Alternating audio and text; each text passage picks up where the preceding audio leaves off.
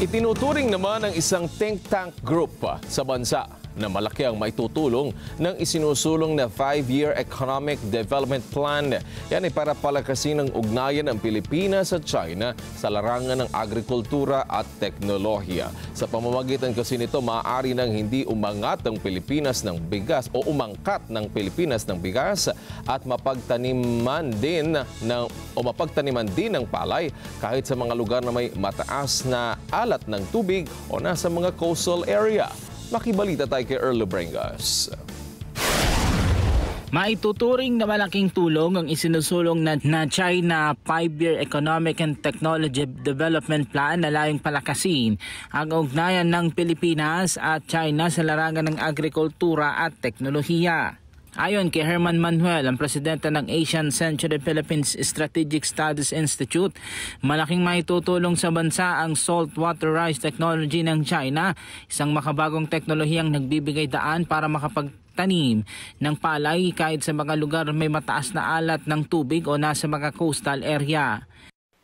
Alam po natin na yung 5-year plans ng China ay isang historic success at nagbigay ng tagumpay sa China na sa loob ng 75 taon, yung kanilang ekonomiya ay naging numero 1, pinakamalaking ekonomiya sa mundo sa loob ng 75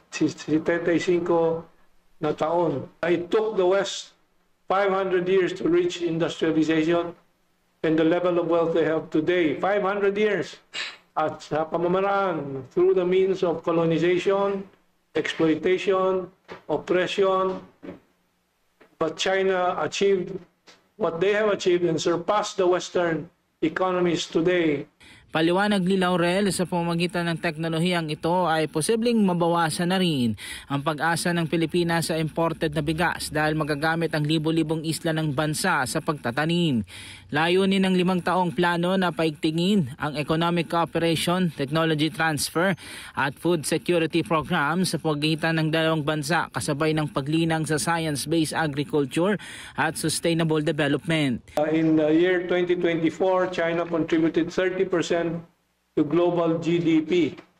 So it is a major power and a major factor in the global economy, which the Philippines is missing out on. The 14th 5-year economic plan, yung nakaraan po, achieved GDP surpassing 130 trillion yuan and annual growth averaging 5.5% despite the impositions of various hurdles on it by Trade War 1.0 and Trade War 2.0. Kabilang sa mga teknolohiya sa ilalim ng 5-year plan ng China, ang iba't ibang mga kagamitan na makakatulong para sa agriculture sector.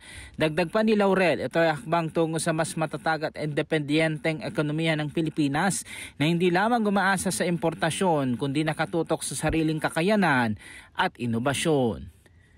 Creating a sustainable and environmentally friendly nation, reducing pollutants, achieving carbon neutrality, promoting green development, and conserving the ecosystem.